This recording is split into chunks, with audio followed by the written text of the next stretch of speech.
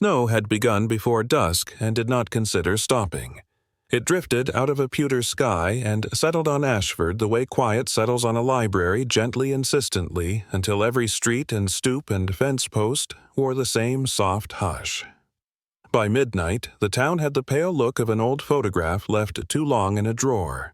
Porch lights glowed in small circles, but the snow dimmed even those efforts, smoothing edges, muffling sound, asking everyone to lower their voices. In that slow winter, the world felt padded, as if someone had wrapped the town in batting and thread. Across from Cedar Lane's most reticent house, a widow sat awake with her hands around a mug that no longer gave off steam. Margaret Willis had not meant to stay up. She had meant to read 3 pages, maybe 4, and then sleep. But her eyes had found the window as they often did and had fallen into the habit of watching. There was little to watch. A plow came through just after 11, the blade murmuring against ice. A neighbor's dog made an optimistic dash down the steps reconsidered in the cold and retreated. The snow rose inch by patient inch along the pickets of Margaret's fence, and she could measure the hour by which knothole it reached. In daylight, number 14 Cedar Lane had a way of looking tired rather than threatening. Its clapboard skin peeled here and there, the shutters sat a little crooked like a smile that had been sustained too long. The fence leaned forward as if straining to catch a secret. In daylight you could call it neglect and be done with it. At 2 in the morning, neglect looks closer to intention. Darkness is a bold editor. It sharpens what daylight smudges, and the house across from Margaret became in those hours a firm shape against the blank page of snow. The kind of shape that makes you think of things you were careful not to think of during supper. Margaret lifted the mug and held it to her lip out of habit rather than thirst. The tea was cold. She set it down. She told herself she should pull the curtain and go to bed. Then the sound passed through the winter like a pin through cloth, delicate, precise, unmistakable. 3 knocks. Not the clatter of a branch, not the lazy settling of wood. 3 separate taps, spaced as if by a metronome, each no louder than a finger on a tabletop. Margaret straightened. Her first instinct was to blame the house she lived in. Old buildings speak their own dialect, and she knew every creak this one used in conversation. This was not her house. It had come from across the street, thin, careful, polite, the way a child sounds when told to use an indoor voice. She stood and crossed to the window. Frost had feathered the glass, making the outside look like it had been drawn in pencil. She parted the curtain with the side of her hand and leaned close enough for her breath to paint a small fog on the pane. Number 14 offered no welcome in return. Its windows were dark. The roof hunched under new weight. The porch wore an unbroken shawl of snow, but down near the ground square as a shoebox and nearly buried a basement window held a glimmer. It was so timid a light that Margaret thought at first it must be reflection, a strand of street lamp tossed there by mistake. Then the glimmer trembled as if something living had moved between it and the glass, and Margaret's heart performed the quick dance it had not attempted in years. She did not open her window. She did not call out. She only watched. People imagine that panic is a storm. Sometimes it is frost. It spreads quietly along surfaces you thought were warmed by common sense, and by the time you register it, the cold has already arrived. Margaret remembered with a neatness that hurt standing on her porch 3 winters back and telling 2 officers that something at number 14 was wrong. She remembered how those officers, polite, tired, had listened, and how later a man in a dark sweater had come to her door smiling a warm, thin smile that did not involve his eyes. A retired policeman, he had said. The owner, Richard. He had thanked her for caring about his family and suggested that in a town as small as Ashford everyone got along better if they minded their own fences. He had said it kindly, and the kindness had chilled her more than any threat. 3 knocks again there and gone. Margaret's palms prickled. She looked for motion the way a sailor looks for a lighthouse, and there it was something pale and narrow near the glass there for a breath, then lost behind fabric. A small curtain hung inside that basement window as yellowed and thin as old parchment. It stirred as if a breeze had found a way into a room the wind could not reach. She let the curtain fall back into place and stood in her quiet living room listening to the radiator click and the snow whisper against the siding. A clock behind her tongued each second. Margaret folded her hands because it gave them something to do. The mind offers a catalog of possible answers in such moments: a pipe, a branch, a squirrel. She sorted through them and set them aside. She was 68 and lived alone. No one would call her a coward for phoning the station. No one, that is, but herself. She pictured a ring of blue light outside number 14, pictured doors opening, officers knocking, someone's dignity bruised by her mistake. She pictured, too, the smile at her door, the way the voice had dropped just enough to be private. She let the phone sit untouched. When she returned to the chair, the snow had wandered up to the second rung of the fence. She picked up her book, placed her thumb in it, and did not turn a page. The outside world seemed to draw a deep, slow breath. No cars, no plows. The hum inside a seashell cannot be quieter than Ashford at 2 o'clock in the morning, and yet within that silence an ordinary sound can become a message. Margaret closed her eyes and saw a small hand. She had not quite seen it, not fully, but the mind builds where the eye leaves gaps. A small hand does not knock like a branch does. A small hand speaks. On Cedar Lane, there was a space between porch and steps where snow eddied in a private dance. There was a mailbox leaning slightly a dent on its side that suggested a summer bicycle had once missed the mark. There was the faint iron smell the air holds when temperatures flirt with zero. In the morning, the world would be filled with footprints, tire tracks, the evidences of routine. For now, the street owned no one. Ownership would arrive later with bread deliveries and coffee steam. At dawn, the light came on like a dimmer rather than a switch. It lifted itself cautiously over the trees and made a weak, declarative sentence of the horizon. Margaret slept at last, though it was more a suspension than rest. Ashford roused itself as far as it was willing to rouse on such a day. A van with a company logo worked its way down Cedar Lane, leaving 2 clean tracks and the small rumor of an engine. The driver, parked in front of number 14, angled in a way that showed a person used to tight streets and narrow shoulder space. Jack Carter stepped out and drew the kind of breath a man takes when air remembers him to himself. Cold air is a tutor, thorough, immediate. It moved across his teeth and settled in his chest and pressed its lesson in. He paused and watched his own breath make clouds. Then he looked at the house that did not ask to be looked at. His job told him to carry a light package to a door, leave it, make a note. His other job, the one his years in uniform had given him, the one that does not pay and never ends, told him to inventory a scene by habit. He did that now gently, the way a pianist tests the keys of a new instrument. Fence leaning. Curtains closed beyond usefulness. Mailbox dusted, but not filled. No recent footprints on the porch. Fresh snow undisturbed across the lower steps. In the gray morning, the house kept its counsel. Jack's days had a way of becoming a sequence of small acts performed cleanly. He preferred it that way.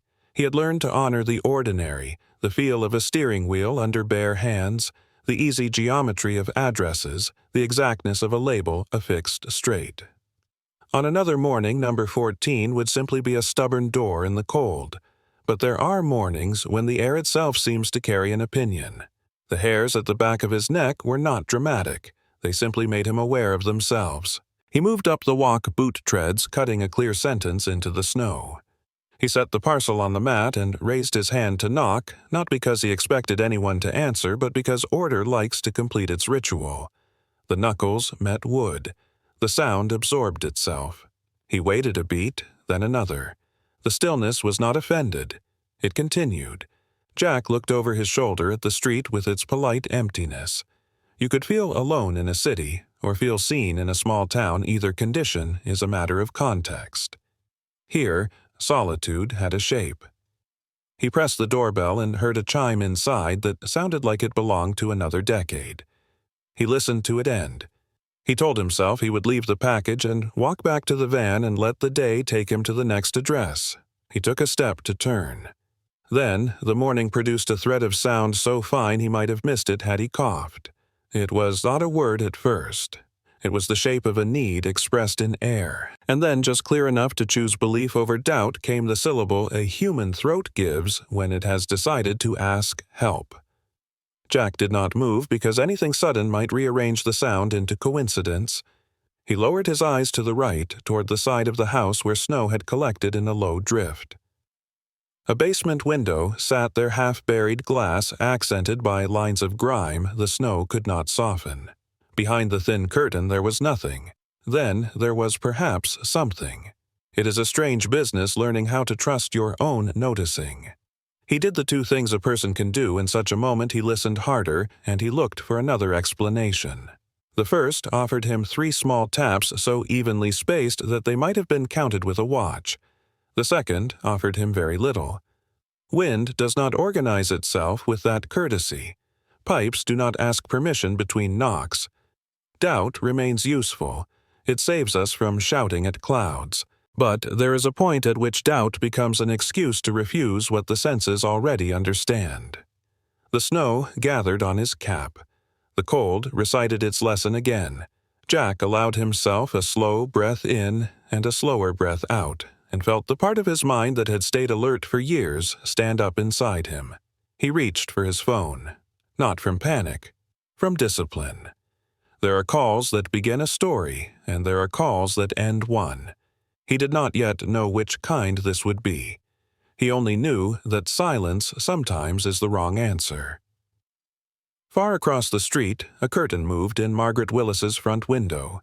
She had woken from a thin sleep and now watched a man stand at a door that refused him. She watched his posture change in the way posture changes when a person moves from routine to attention. She knew that sensation too well. She put a hand to her chest and felt even through cotton and skin the small tide of her own pulse. Snow continued to fall, flattening the world into a page on which anything written must be written with care. The town, its clapboards and porches and careful hedges kept its voice low. A van idled. A basement window held its breath. A widow studied a stranger from behind a lace of frost.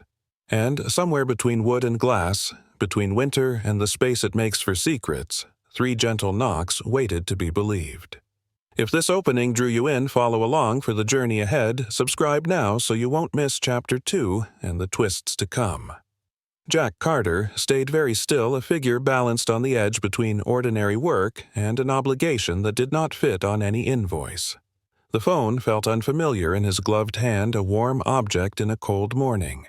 When the dispatcher answered, the voice came clipped and practiced, an instrument that knew its notes.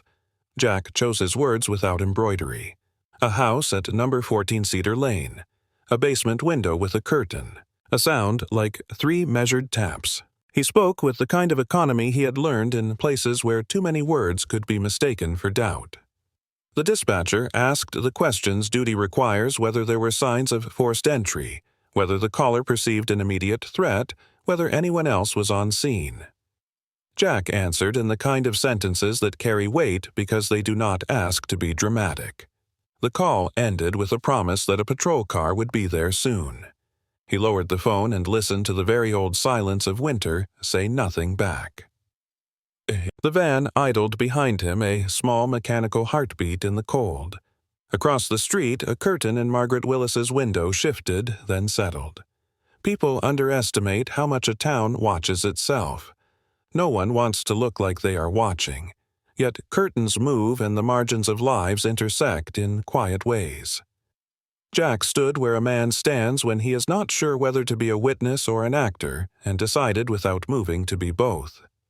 The patrol car announced itself first by the low push of tires through snow, then by a wash of red and blue that seemed almost embarrassed to be so colorful in a drab morning. It turned onto Cedar Lane and eased to the curb lights revolving slowly, siren reserved for another time. 2 officers stepped out and became as officers do in small towns, both function and familiar faces. The older one carried his years like a coat he had grown into. The younger had the posture of a man who had recently discovered that posture mattered. Sergeant Frank Doyle asked for the summary in a voice made practical by winters like this one. Officer Tom Reed stood a pace behind and let his eyes do a careful inventory of the street. Jack repeated what he had already said. He did not embellish. He added only the way the sound had disciplined itself into 3 even taps. Doyle's gaze touched the basement window and then the door. He nodded, as if nodding could create a path through uncertainty. They went up the steps together, 3 sets of boots making 3 shallow troughs in the drift.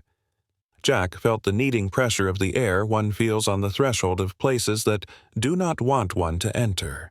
Doyle knocked with knuckles that had learned the proper balance between courtesy and authority. The sound traveled into wood and disappeared. He rang the bell. Somewhere inside, the same old chime lifted its head and then laid it down. A length of time passed that was precisely long enough to encourage turning away. Then the lock worked metal within metal, and the door opened a careful span. A man filled the gap in a way that was not physically imposing so much as practiced. Richard Bennett Doyle made the introduction that did not need making, and Richard performed a surprise that did not overreach. He spoke of a misunderstanding of a nephew who liked the quiet corners of a house of the way old structures carried their own symphonies in winter. His voice selected each word with care, placing them like coasters under the coffee of his meaning. It was a voice that reassured those who wanted to be reassured. Jack felt more than thought the slight shift underneath it. You can train an ear to attention in 100 ways, by study, by craft, by war. He had learned to weigh not just facts, but the music facts traveled in. Behind Richard's politeness there was the faint drum of a door meant to remain closed. Tom Reed heard something else. The appeal to familiarity, the mention of nephew, the economy of a story that answered questions not yet asked. He cleared his throat and asked in a mild tone whether they might verify that everyone inside was safe and well. Richard's smile made an inch more of his face visible. He stepped forward enough to command the frame, but not enough to invite them in. The porch air seemed to lean backward. He suggested that a child should not be woken abruptly by strangers in uniform, that there was nothing to see that today had enough cold without inventing more. The words were temperate. The hinge beneath them was not. Jack watched the man's hand on the door edge. The fingers lay in a way that looked relaxed and was not. What changed the question into a decision did not announce itself with any greater volume than before. It was the same 3 taps arranged with the same patience from the same small square of glass near the ground. In that moment, each man on the porch took a fraction of a step inward, but only one stepped inward with his weight.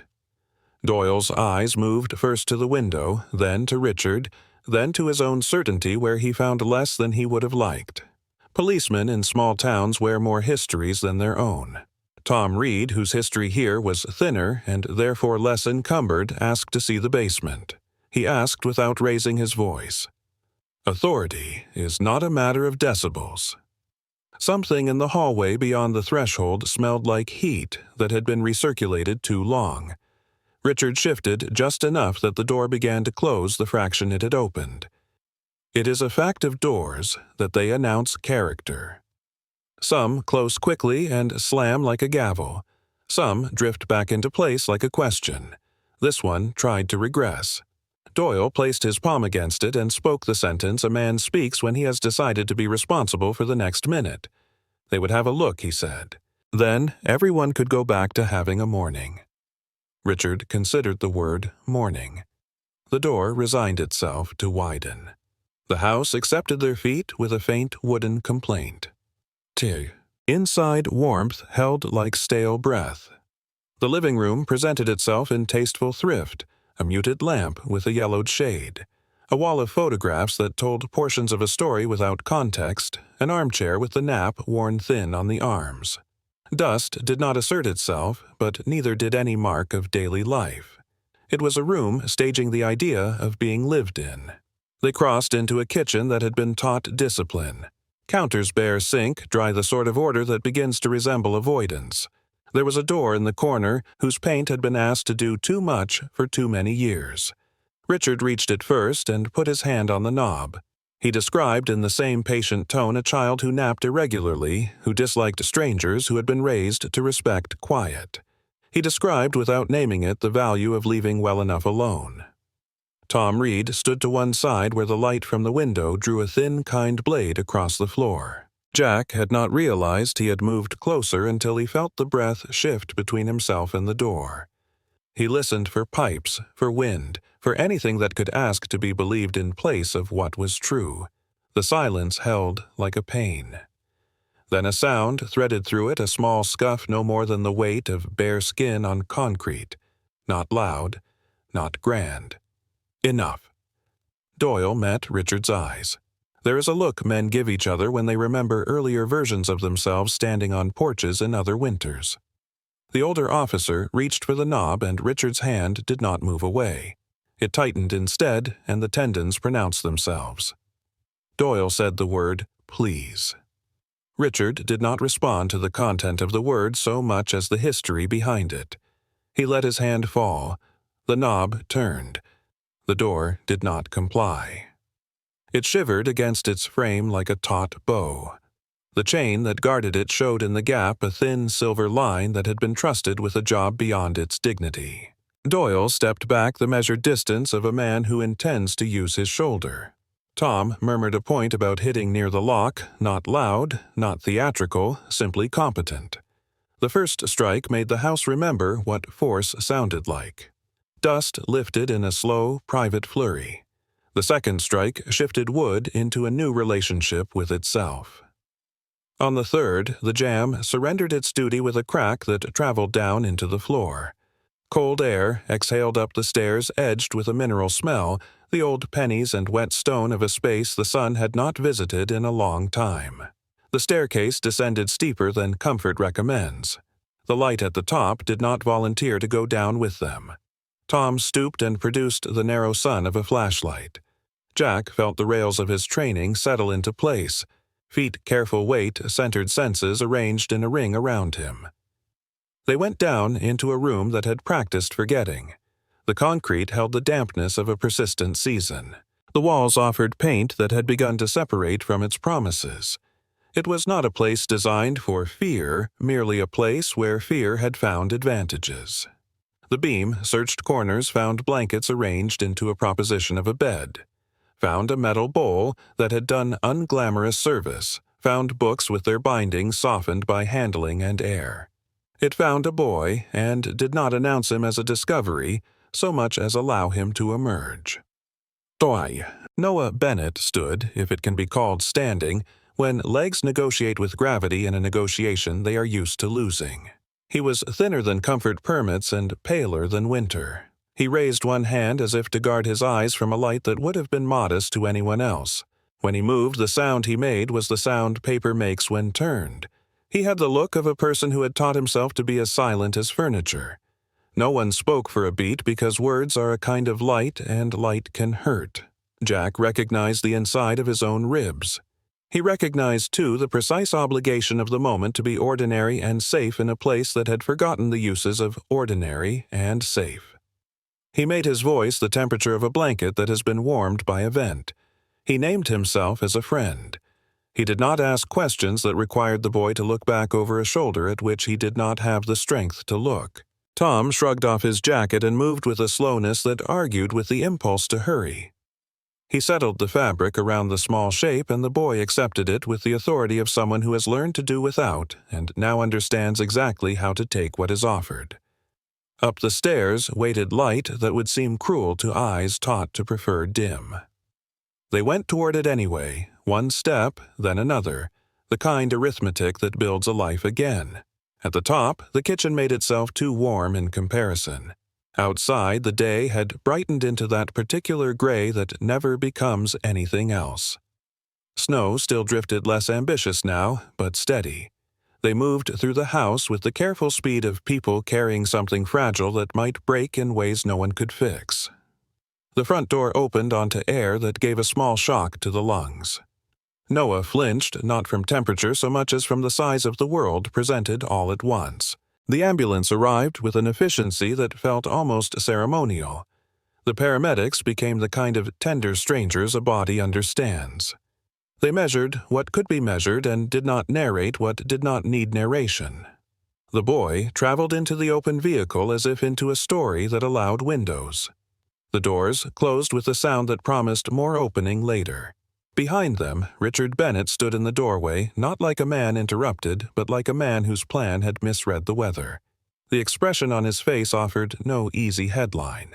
He watched the small figure in government-issued blankets cross the threshold into the care of others. The muscles around his jaw made a quiet study in control. Words he might have used remained in his mouth. "Here." Doyle's radio murmured an update to a person not here. Tom stood between the house and the street, his breath ghosting and vanishing. Jack leaned a hand against the porch post, felt old wood. Consider his weight, and made himself acknowledge the hum of his own heart. The boy had not spoken. He did not need to. There are communications that do not wait for vocabulary. Down Cedar Lane, a plow shoved the edges of the day into new shapes. The tracks of 3 men and 1 small boy marked the steps in and the steps out. Margaret Willis watched the ambulance pull away and pressed a palm to the cold glass, not to wave, but to anchor herself to the moment the world decided to listen. Doyle turned back to the door with the posture of a man who understood that work does not end at rescue. He and Tom would take statements, secure a scene, consult a judge, begin the patient choreography of paperwork and warrants and searches that brings hidden things into light. Jack would drive his van to the next address on a list that had not included this one in any meaningful way. He would find that the day had pivoted on 3 small knocks. He would not unhear them. Inside number 14, the air held steady as if it had spent itself resisting and would need a moment to consider new instructions. The broken jamb leaned in a wounded angle, confession built into its split grain. The basement waited no longer for secrecy but for footsteps that would bear witness. Beyond the kitchen window, the town's trees carried snow as carefully as old men carry grandbabies. The street seemed to exhale. Ashford, which had trained itself in silence, had been interrupted by a polite sound. Sometimes that is all it takes to rearrange the patterns of a place: a tap, a pause, another tap, another pause. Not loud, not angry, just insistent enough to be recognized when a man decides to listen harder than doubt. The hospital stood at the edge of Ashford, the way a lighthouse stands at the edge of a coast, functional, unromantic, built to keep people from breaking against things they cannot see. Morning had brightened into a winter noon with no intention of warming anyone. The parking lot shone in patches where vehicles had crushed the snow down to something harder than ice. Inside, the air traded the mineral cool of outside for the particular sterility of cleaned linoleum and recycled heat. Noah Bennett, a nurse, adjusted a line with the practiced grace of someone who has learned to make small kindnesses invisible. A social worker stood quietly by the sink and wrote in careful ink the kind of script people use when the contents of a page matter more than the elegance of it. When Jack Carter. Jack studied the boy without letting the studying become a pressure. Skin like paper that has known too little sun. Hair with the unevenness that comes from inexpert hands. The jacket, Tom. Read. When Noah's eyes opened, they did so in stages. Trust takes time even within the simple mechanics of lids and light. He found the ceiling first, then the curtain, then the window, and what the window meant. Finally, he found Jack and held there. A small art kit had appeared on the tray, the kind that arrives in children's wards alongside stickers and coloring pages. Noah reached for the pencil the way a diver reaches for air. He placed the tip to paper and did not look up for several breaths. The lines arrived, spare and exact, a rectangle near the bottom of a page. A narrow strip of glass with grime where corners meet. And then, this was the part that slowed Jack's breathing, other little ovals in the dark beyond the glass. Not faces, not quite hands. Suggestions of presence layered as if memory had learned to stack. He was not asked to explain. The room allowed him his language and the pencil translated. When he paused, it was only to touch the small gray stone in his palm, as if checking its warmth. He had been given the stone upon arrival, something familiar salvaged from unfamiliarity, and the object now served as a hinge on which he could open and close the door of his attention. When a nurse smiled without intruding, he did not smile back. He saved that gesture the way you save a match in wind. In the afternoon, snow weakened at last. Sunlight, such as it was, arrived sideways and found purchase on the windowsill. The light did not roar into the boy's room. It leaned in as though seeking permission. Noah angled the paper and drew a final detail 3 small dots beside the window frame arranged vertically. The taps turned visible. Across town, number 14 Cedar Lane learned how to be looked at. A judge's signature unlocked the house in an official way, and the paper authority felt both heavier and lighter than it should have. Sergeant Frank Doyle moved through the rooms with exacting hands, and Officer Tom Reed. The living room greeted them again with its polite staging. Framed photographs watched from their tidy line a curated biography in monochrome and police blues. In one frame, Richard Bennett. The basement presented itself as earlier, but did not resist as much. The blankets testified without dramatics. The bowl and books offered their silent versions. In a narrow storage closet off the back hall, a place whose door latched just slightly too well, Tom found a tin soldier's keepsake box. The lid gave after a moment of persuasion, and inside lay squares of white with humorless borders, instant photographs, their shuffled edges gritted with time. They had not been taken to remember joy. Tom did not handle them as a sensationalist would. He lifted one, then another, and let the images do the slow work of shifting Ashford's story. A small figure on concrete, the same rectangle of window, its grime becoming a timestamp. He set the stack down and looked toward the kitchen where Doyle had found a notebook beneath a false bottom in a drawer, a ledger more than a diary. Dates, behaviors, and in the margins, the kind of sentences that turn a page into a witness. Do not allow the street to be seen. The world outside corrupts. 3 taps mean compliance. Tom drew a steady breath and let it out. He was young enough that disillusion still had sharp corners. He photographed what needed photographing, wore gloves for what needed touching, and wrote what needed writing. He did not editorialize. The evidence could do that. Upstairs, a locked deforms, from state agencies with signatures tilted just so. Letters, home school in earnest. Notices of benefits disbursed. It way DWW. It listed names not legally attached to the address. First names only some repeated SA phrase at the top in sanctuary lessons. Not Tom. But this script looked less lithe. They Tom stared briefly. Akish. Back at the hospital, Son found a lower angle. A doctor with a gentle econom. The words were, the Socié Noah ate, slowly tasting Jack Rem tea. He added a small mark in the corner, a triangle that might have been a sign seen long ago and memorized. When he set entertig. Out in the he leaned, A on the cheech. Some need language, some use rhythm, some slip their messages in if this. Margaret Y. arrived. In the ERS. I heard knocking. I did not do enough. I will do more. When she finished, she did not. 16. By evening, this. But beneath the visible changes, something less obvious had shifted. Words like sanctuary did not belong to private notebooks anymore. They belonged to rooms where professionals pronouncing them would make them matter. Jack drove home under a sky that had exhausted itself of snow and sat heavy above the trees. He kept the radio off and the window slightly cracked, a habit from years when knowing the weather by smell mattered. At a stoplight, he looked at his gloved hands on the wheel and remembered 3 knocks as clearly as if they were happening on his dashboard. He did not yet know where the notebook's map would point. He did not yet know what the second door was or what lay behind it. He knew only that a sound polite enough to be dismissed had restructured the architecture of an ordinary day.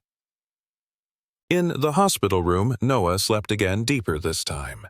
The pencil lay where a small hand could find it quickly.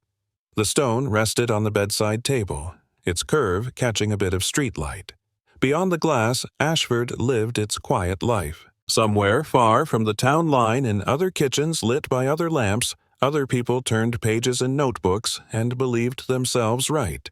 The first winter had taught Jack to listen. The night moved forward as steadily as an IV drip. Down the hall, a janitor's cart whispered its small wheels against tile. Somewhere, a television gave out the hushed confidence of evening anchors. In the room where the boy had drawn windows and doors, the darkness was not oppressive. It was simply honest. It said there is more to find. It said the world is larger than one house. It said in its quiet way that morning would bring maps, and maps bring roads, and roads bring choices about which doors to open next. The next day began with a sky the color of bruised porcelain. Ashford wore a hush that felt deliberate, as though the town itself had agreed to hold its breath. Snow had stopped falling overnight, leaving the streets smoothed into white corridors. Tire tracks were shallow scars across the blankness evidence of the few who dared to travel this early. The cold had sharpened brittle and exacting, making the air sting with every inhale. Jack Carter drove his van without music or radio, the engine's hum and the crunch of tires his only company. He had not slept much, though he had tried. Images from the day before had threaded themselves into his dreams, and each time he closed his eyes he saw Noah Bennett's hollow gaze staring back at him. Even now, the memory of those 3 measured knocks pulsed faintly in the back of his mind like a sound too deep to fully hear but impossible to ignore. He passed number 14 Cedar Lane and slowed involuntarily. The house looked different now, though not in any way that would matter to a camera. It was sealed with the yellow tape and guarded by silence, its secrets packaged and labeled by official decree.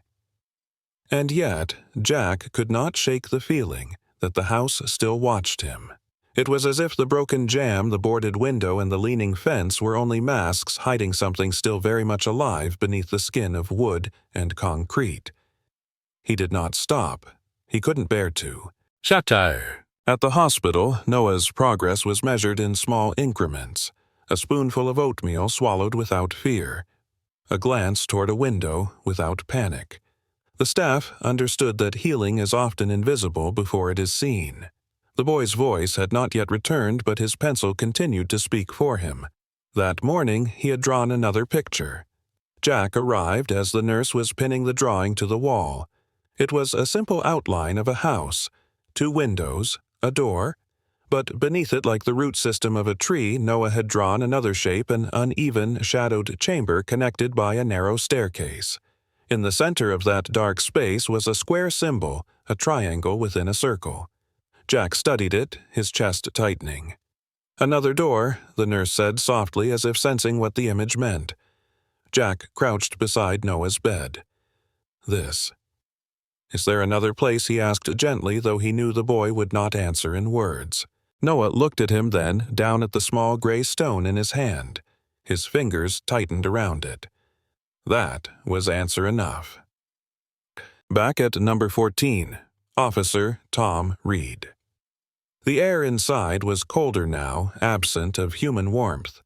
They moved with deliberate steps, their boots leaving tracks on wood dust.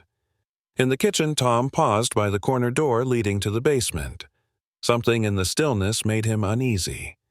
Check every inch, he instructed. 2 officers descended into the basement.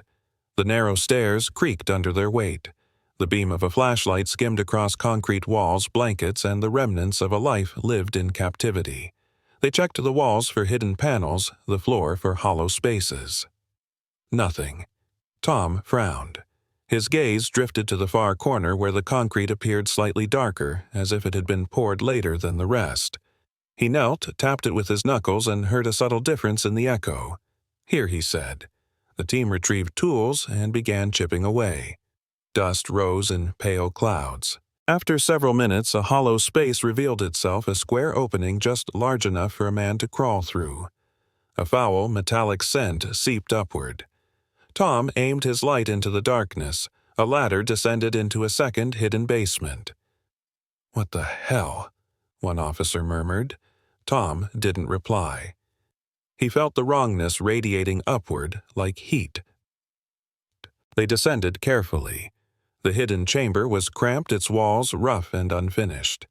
The air was thick, stale, oppressive. Along one wall, crude shelves held objects wrapped in burlap old toys, mismatched shoes, and books with the covers torn off.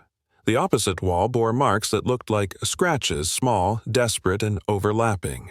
And in the center of the room, etched into the floor, was the same triangle within a circle symbol Noah had drawn. Tom swallowed hard. The symbol had been carved deep, the grooves blackened as if from repeated burning. "This isn't just a basement," Tom said quietly. "It's something else. A ritual space." On one shelf, they found another notebook. This one was different from Richard Bennett's ledger upstairs. The handwriting varied as though written by several people. There were references to the sanctuary passages about separation from a corrupt world and cryptic instructions. The chosen must not see the street. The chosen must not breathe the air of the lost. The chosen must knock 3 times to be heard. Names appeared in lists, some crossed out, others underlined. Several were unfamiliar, but a few matched those in Richard's earlier notebook. "This goes beyond him," one officer whispered. Tom nodded grimly. The implications were staggering. Dead. Back at the hospital, Jack sat with Noah as the boy ate lunch in silence. The television in the corner murmured softly, reporting on the previous day's rescue.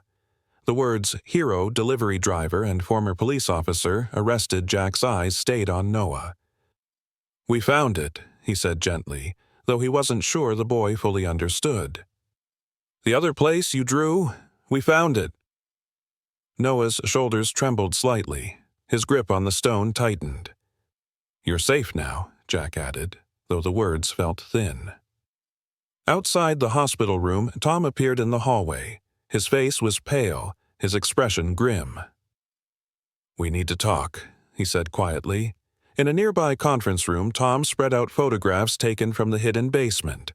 The scratched walls, the burned symbol, the objects on the shelves. "This isn't just about Richard," he said. "He's part of something bigger, a network, maybe even a cult." Jack studied the images, his stomach churning. "They call themselves the Sanctuary," Tom continued. "Their doctrine is twisted. They believe children have to be isolated, protected from the outside world. Richard wasn't just keeping Noah hidden, he was following orders." Jack's hands curled into fists. "Orders from who?" Tom shook his head. "We don't know yet, but there are other names in these notebooks, other towns, other kids." Jack felt the floor tilt beneath him. So Noah wasn't the only one. "No," Tom said softly, "not by a long shot." Evening crept across Ashford like a slow bruise. Clouds gathered, erasing the weak sunlight until the streets were lit only by porch lamps and the occasional headlight. At the station, Richard Bennett sat in a holding cell. His posture was unnervingly calm, his eyes half-lidded as though he were meditating. Frank Doyle stood outside the bars watching him. "They've got enough to keep you locked up for the rest of your life," Doyle said. Richard's lips curved into something that was not quite a smile. "You think walls matter?" His voice was low, smooth, and deeply certain. "You think locks will keep the truth in or out?" Doyle frowned. "You're done, Richard." Richard finally opened his eyes fully. The pale blue of them was like winter light. "No," he said. "I'm just one doorway. You're too blind to see what's already here." Doyle felt a chill run through him, though the room was warm. Dear Sue. That night, a storm of a different kind began to gather. As the last of the paperwork was completed, a deputy approached Doyle with a clipboard. "We need your signature on the transfer documents," he said. Doyle took the clipboard signed without looking and handed it back. His movements were smooth, almost too smooth. When the deputy turned away, Doyle's gaze flicked toward the holding cell. Richard met his eyes. For a brief second, something unspoken passed between them. Later, when the night shift thinned and the station grew quiet, a faint alarm sounded from the medical bay. A guard ran to check and returned, shouting, "Bennett collapsed. He's not breathing." In the confusion, 2 officers rushed Richard to the infirmary. Moments later, the lights flickered. A door slammed, and by the time anyone realized what had happened, Richard was gone. Died.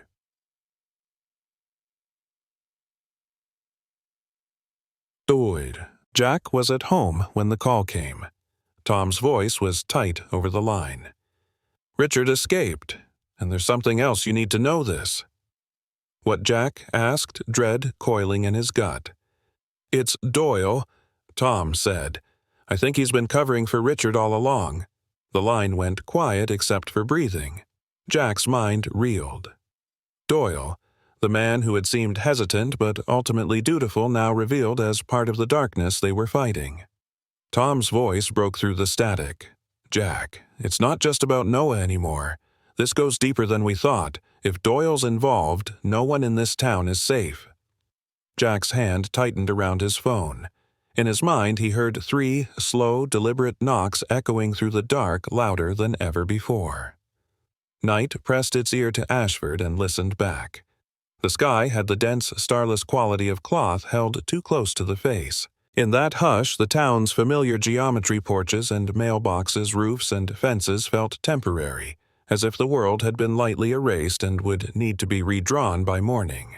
Jack Carter parked a block from the hospital and sat with the engine off, letting the cabin cool until his breath became a small weather system. Richard Bennett's escape threaded through his thoughts without edges, a rumor of motion. Frank Doyle's name kept returning like a buoy in dark water. He had the particular fatigue of a man who knows sleep would only be a rehearsal for waking into the same problem. Inside, the corridors wore their midnight etiquette. Lights dimmed. Machines murmured in professional lullabies. A nurse wheeled a cart past with the quiet confidence of someone who had learned to move like weather present necessary, never the subject. Jack reached Noah Bennett's door and paused to listen, a habit, now an instrument tuned to 3 small notes. Only the monitor spoke. The boy slept with his hand open on the blanket, the gray stone a small moon in his palm. On the tray lay 2 drawings, the basement with its window. The second door with its narrow lines. Jack studied them the way sailors study charts, not for decoration, but direction. He felt the low drumbeat of decision. This room was a harbor for now, and harbors ask for vigilance more than rest. Downstairs, a camera blinked its indifferent red. At the side entrance, a badge reader chirped and released its latch to an employee who had worn the building like a second coat for years. The figure moved without hurry, the particular confidence of someone who could be anywhere and not be noticed. Doyle's face, when he raised it to the light, kept its old familiar geography. What had changed lay beneath the features where maps do not reach. He signed a log with the pen they kept on a chain and passed the station where a clerk watched a game show with the sound off. The elevator obliged him with an empty ride. In the mirror of the doors, he was what he had always been, a man in uniform, a name embroidered above a badge. Meaning, like guilt, arrived later. On the 4th floor, the corridor felt long enough to contain a choice. Doyle walked it with a studied ease, a man visiting a patient. He paused at the supply closet, opened it, closed it, folded his attention back into itself. The motion could have been mistaken for boredom. When he reached Noah's door, he listened the way men of his training do for the small changes in air that tell you what the room believes about you. Jack had risen from the chair before the handle turned. The body, after years, becomes its own dispatch. He stepped into the strip of light and let his silhouette be an answer. The door opened 2 inches, then 3. Doyle stood there with the composure of a man who could explain anything. He carried no visible weapon. He carried something steadier, the certainty of a mission dressed as a favor. He did not speak. Jack did not either. Between them lay the thin line of a sleeping child's breath. It was not a moment for words. It was a moment for inventory. Jack's eyes measured the distance to the bed, the time to the alarm, the margin between what could be allowed and what could not. In Doyle's face, he saw the stillness of a lake at night and knew it would take only a pebble to show how deep the water went. The alarm became the pebble. Not a siren, just a quiet nurse's chime triggered by a pressure pad Jack had placed under the doorstop minutes earlier, out of nothing more than superstition and the habit of preparing for the wrong thing at the right time. The sound called 2 nurses from the station and shuffled the corridor's tempo. Doyle stepped back an inch, then another calculation running like a current beneath his calm. He retreated without drama the way a cat does when pretending it never meant to come in. It was not an end. It was a postponement. Tja, before dawn, another call bent the night. Tom Reed's voice came through with the brittle edge of caffeine and new information. The house on Cedar Lane had given up one more secret, a hatch beneath the hidden room, a crawlspace that led to a short tunnel, and then to the foundation of the shed in Richard's yard. And there, a set of tire marks fresh enough to remember direction leading into the thin woods that stitched Ashford to its quieter outskirts. They met the path at first light, when the trees looked like graphite lines on gray paper. Cold bit through fabric with tidy teeth. They walked without conversation, the search pulling them forward the way gravity pulls water. The trail led them to an older property gone to saplings and resolve what had once been a retreat or a hunting cabin before neglect invited other uses. At the back, half-sunk in frost, a door waited where ground should have been wood cut into earth hinges black with time. The second door that Noah's pencil had remembered. They lifted it and found a breathing dark. Tom angled his flashlight. Stairs gave way to a space neither cellar nor room, a hybrid of purpose and secrecy. Symbols had been carved into the beam ends, triangles within circles repeated until they looked tired of themselves. On a table sat a book with a cracked spine and pages annotated in several hands, the word sanctuary dressed up by capital letters as if ceremony could make it kind. A sound came from the far corner, human in the way animals are not. Jack moved toward it with the quiet he had learned under different flags. He found Noah's old jacket, the one Tom had given him, folded on a crate, and beside it a small collection of things that belonged to someone who had lived too long in small places, a cup, a comb, a paperback abridged by damp. And then, behind a partition of plywood, he found Richard Bennett. The man had the gray of night left over on his face. He held his hands open empty, not in surrender, but in the posture of someone about to say, "This is not what it looks like," and knowing it is exactly what it looks like. He spoke first, not to justify, but with something complicated in his voice, remorse braided with residue. He said he had come to burn what tied the boy to this place, to shut a door he had spent years holding open for others. He said he had not known how to leave until someone else knocked. Jack did not take the words on faith, but he recognized in the room the signs of a hurried undoing, pages torn, symbols scored through a can of fuel with its cap loose, as if indecision had stopped the hand that opened it. He also recognized something else, the quiet pattern of a hunter's approach, not his, not Tom's. Another set of steps familiar with this geometry. Doyle arrived the way a storm arrives, already present before anyone names it. What followed did not want spectacle. It wanted completion. Doyle's eyes moved past Jack to the table, past the table to Richard, past Richard to the thought he had carried here that the boy was not an individual, but an idea that must be preserved from the world like a flame cupped from wind. He advanced with the indifference of doctrine. The room chose then. Tom cut across fast and exact, his shoulder taking Doyle off the line he wanted. The three men collided with the furniture of the past. A lantern skidded. The book slid. A nail tore a sleeve. The struggle was not graceful. Righteousness rarely is. Richard, who knew the angles of this place better than either, did one thing right at last. He used his body as a refusal. The impact drove him and Doyle into the table. Wood complained. The fuel can toppled and rolled, sending a bright smell into the air. Jack found leverage and ended it with the elemental logic of restraint learned long ago: pressure in the right places, patience in the right seconds. Doyle sagged into handcuffs with an expression that did not accept the outcome as final. Belief, once given a room, seldom vacates it willingly. They carried the men into daylight. Snow received them without comment. Sirens learned their way to this clearing. Fire invited and then uninvited licked at paper until water told it to reconsider. The second door stood open a while longer, then was sealed in a sentence of tape and signatures. The woods breathed their old, clean breath.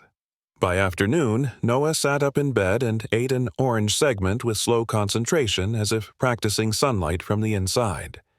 Jack stood at the window and watched Ashford behave like itself again, plows, nosing along a neighbor coaxing a dog, a child in a red hat dragging a sled uphill for one more attempt.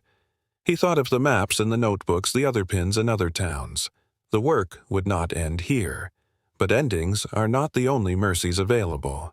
Sometimes a boy's steady breath is enough mercy for one day. He placed the small gray stone in Noah's hand and closed the fingers over it. The boy looked up, and something new lived in his eyes, not trust, not yet, but the muscle that makes trust possible beginning to remember its work. Outside, a carpenter somewhere struck wood 3 quick, even taps. Jack felt the sound pass through him and into a quieter place. Not a warning this time, a punctuation, a small insistence that listening changes what it touches. Taw. If this story has kept you in its winter and walked you out into light, stay with us. Subscribe now so you won't miss the next voice that needs to be heard, the next knock that shouldn't be ignored. Sometimes 3 quiet knocks aren't just noise. Sometimes they are the sound of someone waiting to be saved.